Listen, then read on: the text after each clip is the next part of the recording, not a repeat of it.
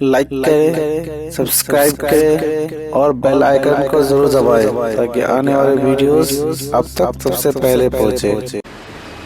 आज हजारों रुपए ब्यूटी पार्लर में खर्च किए जाते हैं, चेहरे को संवारने पर खर्च किए जाते हैं,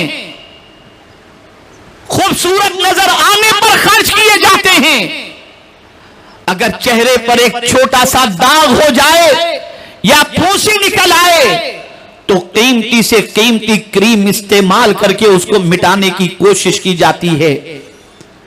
लेकिन आओ मैं तुम्हें बताऊं, मेरा रब कुरान मुकद्दस में इरशाद फरमाता है, यौम तुक़ल्लबु वुजूहुहुम फिन्नार, क़यामत के दिन उनके चेहरों को जहन्नम की आग के अंदर उलट पलट किया जाएगा।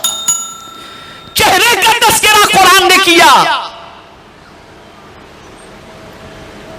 अब मैं पूछना चाहता हूं, जिस तरीके से तन्नूर पर आप अगर चिकन तंदूरी सेक रहे हैं, आप अगर कोई चीज तैयार कर रहे हैं आग के ऊपर, तो जाहिर सी बात है उसे आप उलट पलट करते हैं। मेरा मौला कुरान मुकद्दस में इरशाद फरमाता है कि उनके चेहरों को कल बरोज़े क़यामत जहन्नम की आग में उलट पलट किया जाएगा।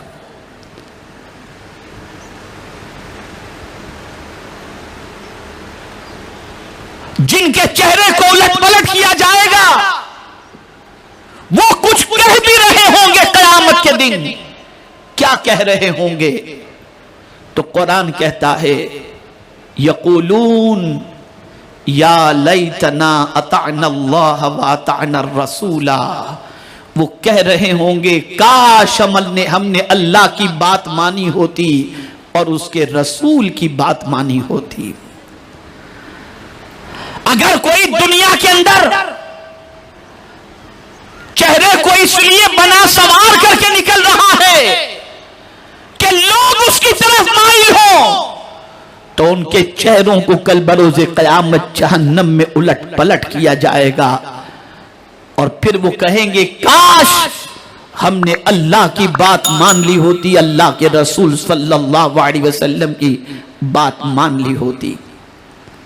माहौल बिगड़ रहा है, मुआशरा बिगड़ रहा है, बेहयाइयां बढ़ रही हैं और अल-अयाज़ु बिल्लाह लिबास भी अब तो औरतों के ऐसे बनते जा रहे हैं कि राह चलना मुश्किल और बड़ा दुश्वार से दुश्वार तरीन माहौल बनता जा रहा है। ऐ ख़वातीन इस्लाम, ये चंद लम्हों की लज्जत और आसाइश तुम्हें दुनिया और आखिरत में बेचैनो बेकरार कर देगी। और याद रखो, आज के दौर की बेचैनी और बेकरारी के असबाब में से एक सबब यह भी है कि ख़वातीन बेहया बन जाती हैं। बेहया बनने की वजह से उनकी तबीयत से सुकून निकल जाता है, उनकी तबीयत से इत्मीनान निकल जाता है, उनकी तबीयत से करार निकल जाता है। जानती हैं आप, अल्लाह अकबर, वो औरतें जो ज़िना की तरफ माइल होती हैं और बदकिरदारी जिनकी जिंदगी बन जाती है, उन औरतों के हवाले से फरमाया गया, अल्लाह अकबर, जब कोई औरत अपने जिस्म से कपड़े को उतार देती है किसी गैर के सामने, तो उससे अल्लाह अज़्ज़ व जल ईमान को उठा लिया करता है और अल्लाह से उसका ताल्लुक खत्म हो जाता है।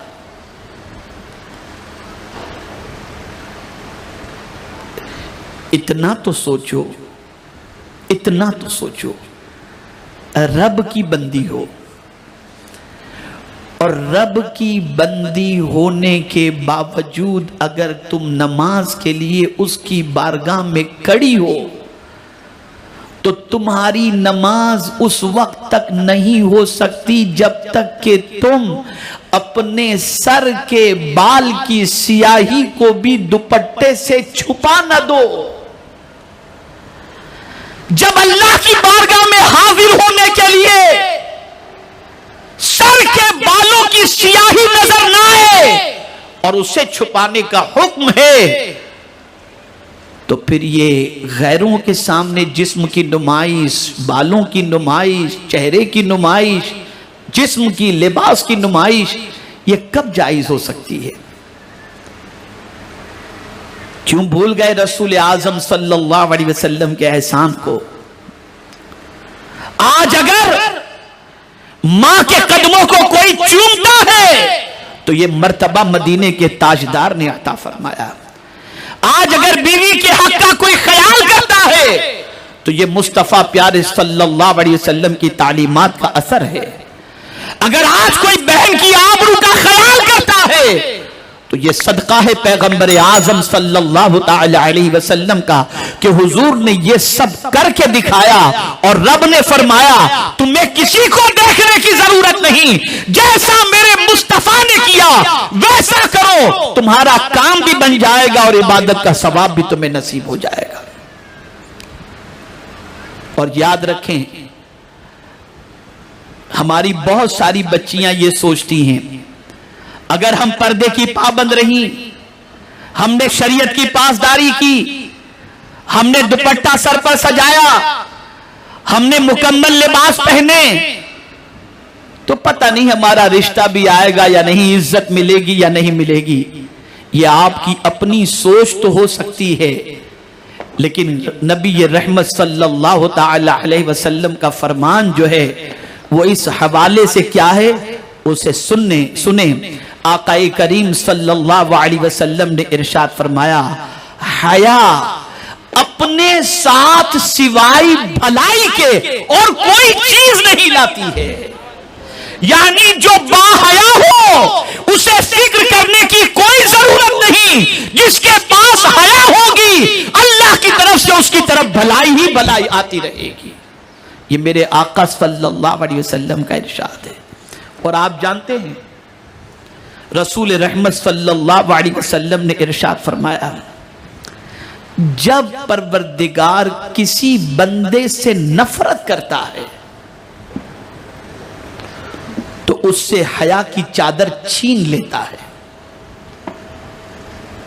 और फिर वो जलील हो जाता है, रुसवा हो जाता है। ऐ रसूल आजम सल्लल्लाहु ताला अलैहि वसल्लम की कनीजों, ऐ खवातीन इस्लाम, जहां हुजूर सल्लल्लाहु अलैहि वसल्लम का यह इरशाद है, वहीं पर तुम जानती हो कि खातून जन्नत को खातून जन्नत किसने बनाया? मुस्तफा जान रहमत सल्लल्लाहु अलैहि वसल्लम ने। तुम जानती हो कि हसनैन करीमैन को जन्नती नौजवानों का सरदार किसने बनाया? मुस्तफा जान रहमत सल्लल्लाहु अलैहि वसल्लम ने। तुम जानती हो कि मस्जिद नबवी शरीफ के उस टुकड़े को रियासुल जन्नह किसने बनाया? रसूल आजम सल्लल्लाहु अलैहि वसल्लम ने। तुम जानती हो जबल ओहद को जन्नत का पहाड़ किसने बनाया? हुजूर सल्लल्लाहु अलैहि वसल्लम ने। अब अगर तुम भी चाहती हो या हम सब ये चाहते हो कि हुजूर हमें भी जन्नत अता फरमा दें और हम भी जन्नती बन जाएं, तो मेरे आका का ये इरशाद समाअत फरमाएं। आकाए करीम सल्लल्लाहु अलैहि वसल्लम इरशाद फरमाते हैं, जो शख्स अपनी शर्मगाह और अपनी जबान की हिफाजत की जमानत लेता हो, सरकार फरमाते हैं मैं उसकी जन्नत की जमानत लेता हूं। यानी अगर कोई औरत अपनी शर्मगाह की हिफाजत करे और अपनी जबान की हिफाजत करे तो मदीने के ताजदार फरमाते हैं, ऐ मर्द औरत, तुमने ये दोनों चीजों की हिफाजत कर ली, अब मेरी बशारत भी सुन लो कि मैं तुम्हें जन्नत की, तुम्हारे लिए जन्नत की जमानत देता हूं। और मुस्तफा की शान ये है, जिसे चाहे मेरे मुस्तफा जन्नती बनाते हैं। ऐ खवातीन इस्लाम, रसूल गिरामी वक़ार सल्लल्लाहु ताला अलैहि वसल्लम के मजीद इरशादात समाअत फरमाएं ताकि आपको महसूस हो सके कि आकाए करीम सल्लल्लाहु ताला अलैहि वसल्लम ने हया के हवाले से क्या इरशाद फरमाया। ताजदार कायनात सल्लल्लाहु ताला अलैहि वसल्लम ने इरशाद फरमाया, ऐ कुरैश के जवानों, अपनी शर्मगाह की हिफाजत करो, आगाह हो जाओ, जिसने अपनी शर्मगाह की हिफाजत की उसके लिए जन्नत है, उसके लिए जन्नत है। जन्नत दुनिया के अंदर किसी चीज का उससे कंपेयर नहीं किया जा सकता। जन्नत उनके महलों जैसा यहां पर कोई महल दुनिया में हो एग्जाम्पल नहीं दिया जा सकता, ऐसी मेरे रब की जन्नत है। और हुजूर फरमाते हैं जो शर्मगाह की हिफाजत करे मेरे आका सल्लल्लाहु अलैहि वसल्लम उसके लिए जन्नत की बशारत अता फरमाते हैं।